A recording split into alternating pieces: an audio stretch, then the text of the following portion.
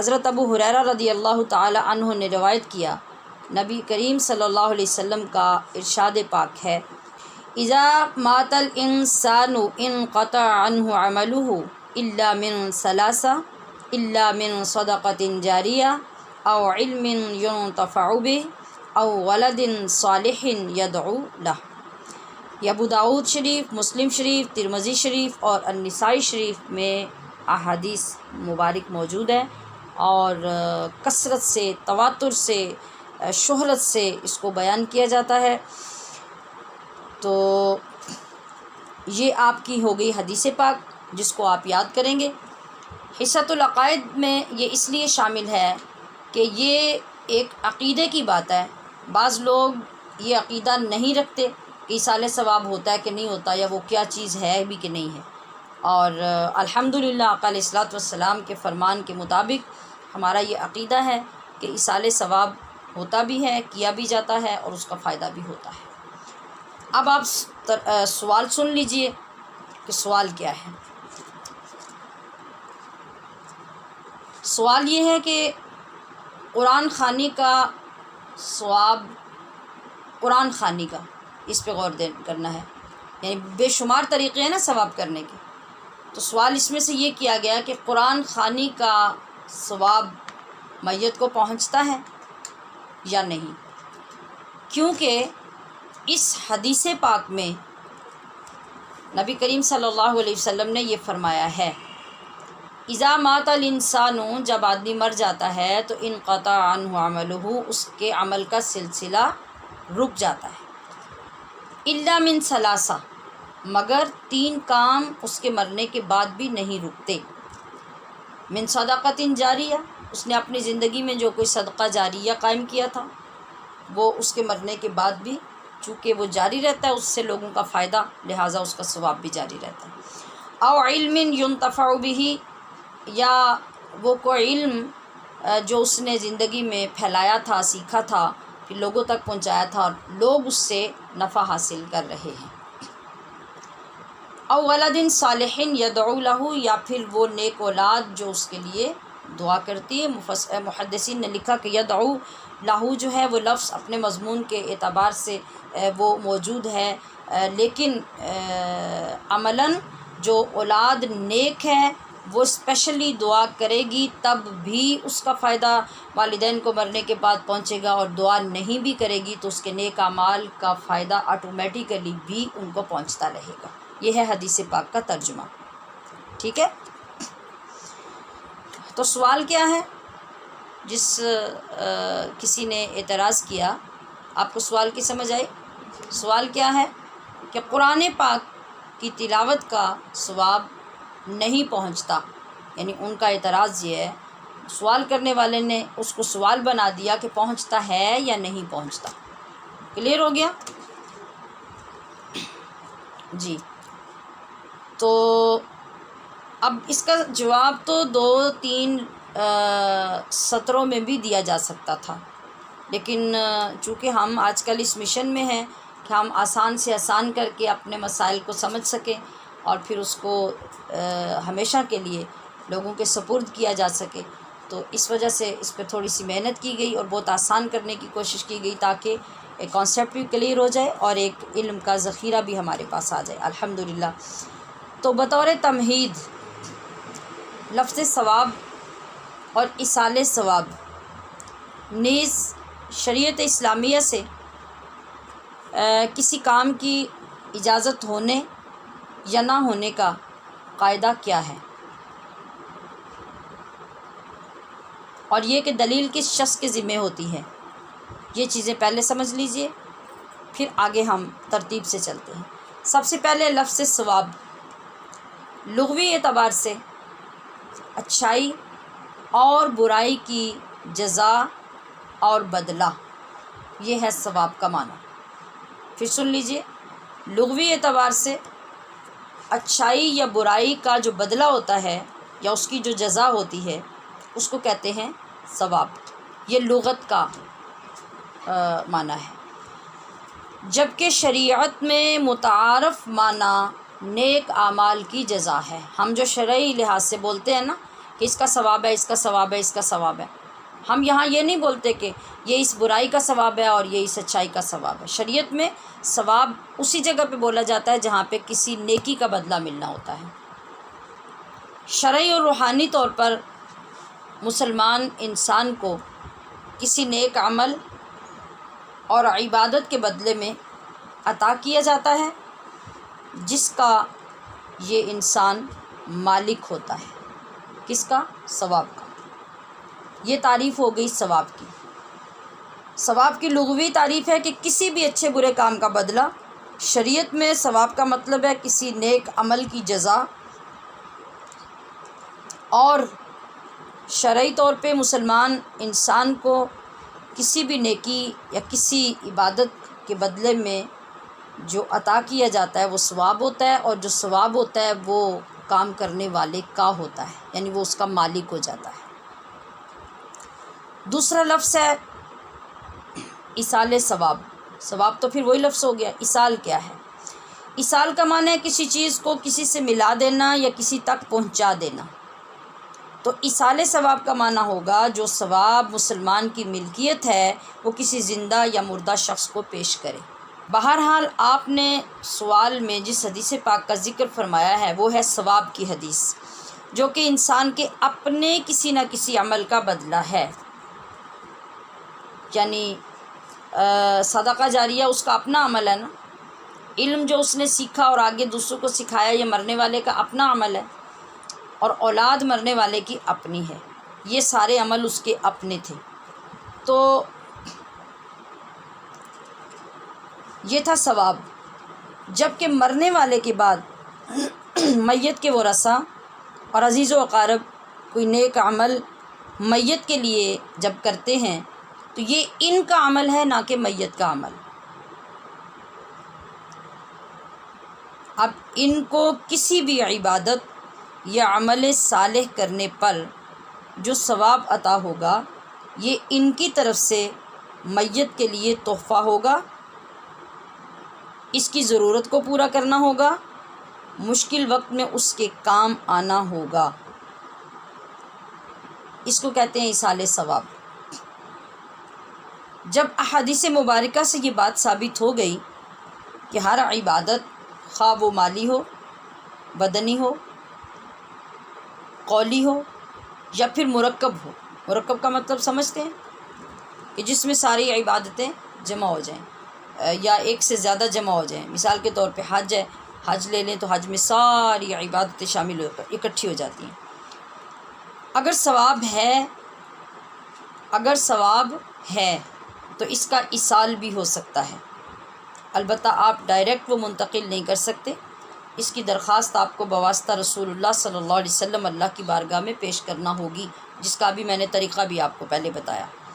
اور وہ کریم اپنے کرم سے ضرور ایسا کرتا ہے، یعنی اے اللہ میں نے تیری رضا کے لیے تیری فلاں عبادت کی، مثلا نوافل، صدقہ، تلاوت قرآن، تو تو اس میں سے صحیح جو کلام ہے اسے اپنی شان کے مطابق قبول فرما اور اس کا اجر مجھے عطا فرما۔ میں نے یہ پہلے بات کر دی نا، لیکن اب اس سبق میں دوبارہ سے اس کو دہرا رہی ہوں۔ پھر میری جانب سے یہ اجر و ثواب اپنی رحمت کے ساتھ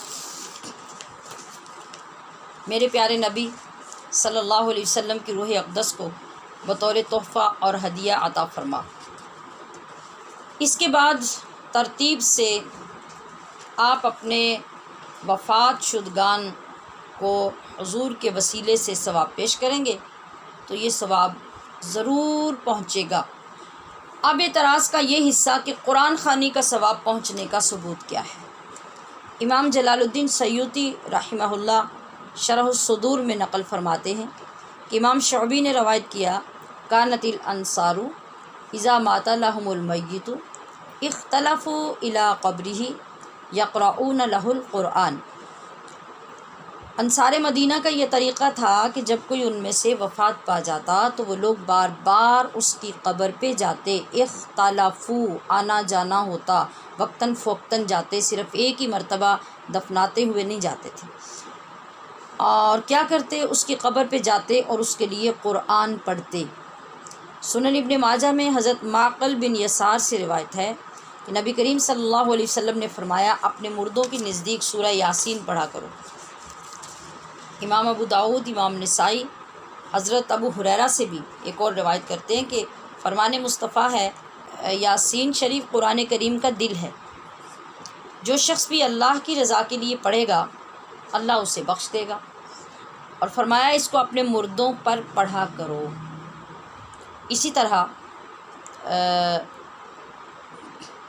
حضرت علی المرتضیٰ رضی اللہ تعالی عنہ کا فرمان بھی ملاحظہ کریں۔ قال رسول اللہ صلی اللہ علیہ وسلم، نبی کریم علیہ السلام نے ارشاد فرمایا من مر علی المقابر، جو شخص قبروں کے پاس سے گزرا، وقرأ قل هو اللہ احد، اور اس نے سورہ اخلاص پڑھی 21 مرہ 21 بار، ثم وہب اجرہ للاموات، اور پھر اس کا جو ثواب تھا وہ مردوں کو بخش دیا، اعطی من الاجر بعدد الاموات۔ تو اللہ کے حبیب فرما رہے ہیں کہ یہ جو سورت پڑھ کے ثواب بخشنے والا ہے، جس قبرستان والوں کو یہ بخشے گا، جتنے مردے وہاں پہ ہوں گے ان کی تعداد کے مطابق اللہ پاک پڑھنے والے کی بخشش فرمائے گا اور اس کو ثواب دے گا۔ 21 بار کے علاوہ 11 بار اور 17 بار کا بھی ذکر ملتا ہے۔ یہ صورتیں قرآن سے ہیں نا۔ ایک اور روایت ہے جو کہ ابو ہریرہ رضی اللہ تعالی عنہ سے مروی ہے، فرمایا جو شخص قبرستان میں داخل ہو وہ سورہ اخلاص اور سورۃ التکاثر پڑھے، پھر پہلے بتائے طریقے کے مطابق ایصال ثواب کرے، تو یہ سب لوگ قیامت کے دن اس کے حق میں شفاعت کریں گے۔ قرآن کریم کے ایک ایک حرف کے بدلے 10 نیکیاں ملنے کی بشارت اللہ کے محبوب نے عطا فرمائی ہے، اور اتنا واضح فرمایا کہ الف لام میم کو بھی ایک حرف خیال نہ کرنا، بلکہ الف لام اور میم 3 حرف ہیں جس کو پڑھنے پر 30 نیکیاں ملیں گی۔ پھر ایک کرم یہ بھی ہے کہ ارشاد باری تعالی قرآن کریم کو عام اوقات میں نماز میں یا ایصال ثواب کے لیے پڑھنے کے بارے میں یہ بھی فرماتا ہے کہ فقرؤوا ما تیسر من القرآن، کہ تمہیں جہاں سے پڑھنا میسر ہو وہ پڑھو۔ یہی وجہ ہے کہ دعائے خیر میں اکثر ان صورتوں اور آیتوں کی تلاوت کی جاتی ہے جن کی تلاوت پر احادیث مبارکہ میں بہت زیادہ فضیلت آئی ہے۔ مثلا سورہ فاتحہ، سورہ بقرہ کی کچھ آیات جیسے اول و آخر، آیت الکرسی، سورہ یاسین، سورہ ملک، سورہ تکاثر اور سورہ اخلاص وغیرہ۔ تو سوچئے کہ پورے قرآن کی تلاوت کا انکار کیسے کریں گے؟ حدیث مبارکہ اور فرمان رسول صلی اللہ علیہ وآلہ وسلم کے بعد امت کے اکابرین کا معمول بھی ایک نظر دیکھ لیتے ہیں کہ ہر دور میں اس پہ عمل رہا۔ حافظ شمس الدین عبد الواحد کہتے ہیں ہر شہر میں مسلمانوں کا یہ طریقہ رہا کہ یجتمعون و یقرؤون لموتہم من غیر نکیر فکان ذلک اجماعا، کہ وہ اکٹھے ہوتے تھے اپنے فوت شدگان کے لیے، قرآن کریم کی قرأت کرتے اور کبھی اس پر اعتراض نہیں کیا گیا، گویا اس پر امت کا اجماع ہے۔ حماد مکی فرماتے ہیں ایک رات مکہ مکرمہ کے قبرستان میں گیا، وہاں بیٹھے ہوئے پڑھنے کے دوران آنکھ لگ گئی تو قبروں والوں کو دیکھا کہ حلقہ باندھے بیٹھے ہیں۔ میں نے پوچھا کہ کیا قیامت آ گئی جو تم قبروں سے باہر آ گئے؟ انہوں نے کہا نہیں، ایک مسلمان بھائی نے سورہ اخلاص پڑھ کر اس کا ثواب بھیجا تو وہ تقسیم کر رہے ہیں۔ حضرت شاہ ولی اللہ محدث دہلوی، جن کو ہر مسلک میں مانا جاتا ہے، آپ کی وفات کے تیسرے دن اس قدر لوگوں کا ہجوم تھا کہ شمار سے باہر ہے۔ 81 ختم قرآن مکمل ہوئے اور زیادہ کا شمار نہیں ہوا، کلمہ طیبہ کا کچھ اندازہ ہی نہیں، اور یہ روایت آپ کی وفات میں ملفوظات شاہ عبد العزیز میں نقل ہے۔ اب کچھ توجہ اعتراض میں پیش کی جانے والی حدیث مبارکہ کی طرف، جس میں 3 باتوں کا ذکر فرمایا گیا اور سمجھنے والوں نے اسے محدود سمجھ لیا۔ پہلی بات صدقہ جاریہ، اس کا اپنا چھوڑا ہوا، اور صدقہ کرنے پر سب کا اتفاق ہے، یعنی اس بارے میں کسی کو اختلاف نہیں کہ صدقہ میت کو فائدہ دیتا ہے یا نہیں دیتا۔ تو یہاں حدیث پاک میں بھی یہ ذکر کوٹ کیا گیا آگے بیان کرنے والوں کی طرف سے کہ صدقہ جاریہ موت مرنے والے کو فائدہ دیتا ہے، وہ جو اس نے خود چھوڑا ہوا ہو۔ تو اس بارے میں صحیح حدیث ملاحظہ کیجیے جس میں صدقہ اور قرآن کریم کی قرات کا ذکر کس وضاحت اور شان سے کیا گیا۔ فرمان مصطفیٰ صلی اللہ علیہ وسلم ہے کہ تم میں سے کوئی مسجد جا کر قرآن کی 2 آیتوں کی تلاوت کرتا ہے یا 2 آیتیں کسی کو سکھاتا ہے تو یہ 2 اونٹنیوں کو صدقہ کرنے سے افضل ہیں، اور 3 آیتیں 3 اونٹنیوں سے، اور 4 آیتیں 4 اونٹنیوں سے بہتر ہیں۔ یہ صحیح حدیث ہے جو مسلم شریف سے نقل کی گئی ہے۔ اچھا، اب ہم نے اس کو حل کیسے کرنا ہے کہ صدقہ جاریہ کا معنی جاری رہنے والی نیکی ہی ہے، تو مرنے والے کی اپنی ہی جاری نیکی اگر پڑھنے کے لیے کسی مدرسے اور مسجد میں قرآن ہی لے کر دے جانا ہوا تو وہ نہیں پڑھا جائے گا، وہ پڑھا جائے گا۔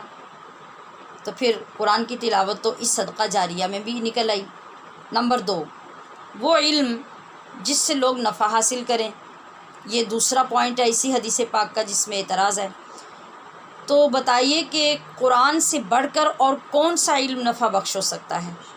جن لوگوں کو مرنے والے نے قرآن پڑھایا ہوگا ان کے پڑھنے رہنے سے نفع جاری ہوگا یا پھر اس کو چھوڑ دینے سے نفع جاری ہوگا؟ اگر سب سے نفع بخش علم قرآن کریم کا ہے اور مرنے والے نے وہ نفع بخش علم پیچھے چھوڑا ہے تو اس کا فائدہ کیسے ہوگا؟ اسی صورت میں کہ جنہوں نے نفع حاصل کیا ہے وہ نفع جاری رکھیں اور پھر وہ بھی آگے دوسروں کو پڑھاتے رہیں، تو قرآن کے ساتھ تعلق تو اب بھی جڑ گیا، نفع بخش علم سے بھی قرآن پڑھا جا رہا ہے۔ نمبر 3، جو اولاد نیک ہونے کی صورت میں فائدہ مند ہے، ٹھیک ہے، مطلب وہ دعا کرے گی یا فائدہ مند ہوگی، یہ تیسرا پوائنٹ ہے حدیث پاک کا۔ تو ہم یہاں سوال کرتے ہیں کہ مرنے والے کی جو پیچھے نیک اولاد ہے وہ نماز پڑھے گی کہ نہیں؟ بغیر نماز کی نیک ہوگی، اور دیگر بہت سے نیک اعمال کرنے کے ساتھ ساتھ وہ کلام پاک کی تلاوت بھی کرے گی یا نہیں؟ اگر کرے گی تو اس کا ثواب میت کو کیوں نہیں پہنچے گا؟ سارا جواب تو دراصل اس حدیث پاک کے اندر ہی ہے۔ اب نیک اولاد کے تلاوت قرآن کا فائدہ بھی پیش کر دیتی ہوں تاکہ یہی حدیث سوال بن جائے اور یہی جواب۔ حضرت عبداللہ بن مبارک یا پھر مالک بن دینار، ان میں سے کسی ایک سے یہ روایت ہے کہ بصرہ میں قبرستان کے مردوں کو میں نے خواب میں دیکھا کہ وہ کچھ چن چن کر جھولیوں میں بھر رہے ہیں، مگر ایک شخص کچھ نہیں لے رہا، وہ حشاش بشاش کھڑا ہے۔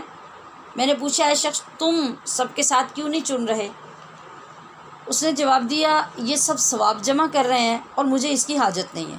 پوچھا کیوں؟ کہنے لگا فلاں جگہ پہ میرا بیٹا ہے جو حافظ قرآن ہے اور وہ ہر وقت مجھے ثواب بھیجتا رہتا ہے، لہٰذا میں بے نیاز ہوں۔ حضرت کہتے ہیں یہ کیسے ہو سکتا ہے؟ مجھے بڑا تجسس ہوا۔ صبح اٹھ کر میں قبر والے کی نشاندہی پر چل نکلا اور تلاش کرتا ہوا بازار کی اس جگہ پہ جا پہنچا جہاں خواب میں مجھے بتایا گیا تھا۔ وہ جگہ مجھے ملی، وہ ایک دکان تھی، اور منظر یہ تھا کہ ایک نوجوان جس کی حلوے کی دکان تھی وہ اپنی دکان پہ بیٹھا تھا، لوگ بار بار اس سے سامان لینے آتے، وہ بہت کم بولتا، سامان دے دیتا، لوگ چلے جاتے۔ میں نے دیکھا کہ اس نوجوان کے ہونٹ مسلسل ہلتے رہتے۔ اور وہ قرآن کریم کی تلاوت کرتا رہتا۔ مجھے امید ہے آپ سب سمجھ چکے ہوں گے